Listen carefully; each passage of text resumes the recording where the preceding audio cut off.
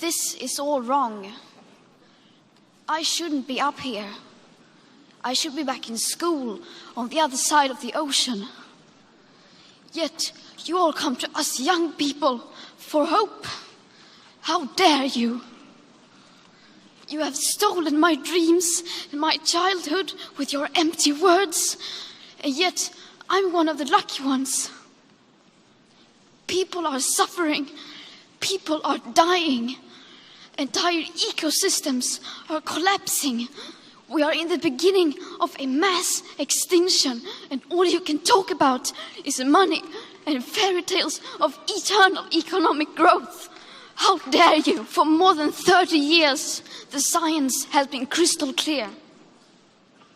How dare you continue to look away and come here saying that you're doing enough when the politics and solutions needed are still nowhere in sight? You say you hear us and that you understand the urgency. But no matter how sad and angry I am, I do not want to believe that. Because if you really understood the situation and still kept on failing to act, then you would be evil, and that I refuse to believe. The popular idea of cutting our emissions in half in 10 years only gives us a 50% chance of staying below 1.5 degrees and the risk of setting off irreversible chain reactions beyond human control. 50% may be acceptable to you, but those numbers do not include tipping points, most feedback loops, additional warming hidden by toxic air pollution, or the aspects of equity and climate justice.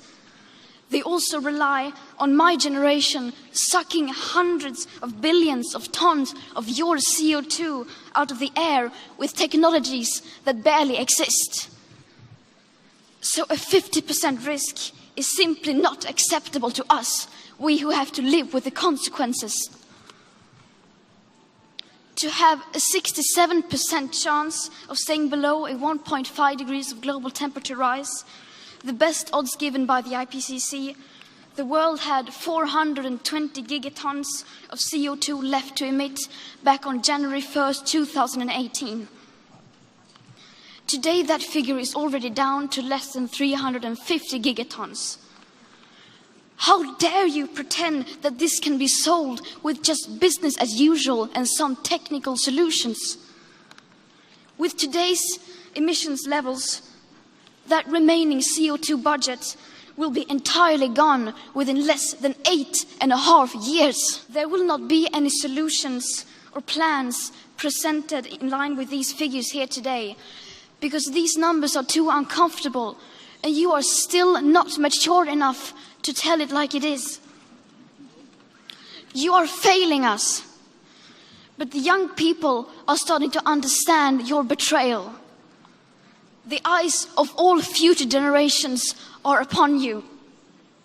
And if you choose to fail us, I say we will never forgive you. We will not let you get away with this.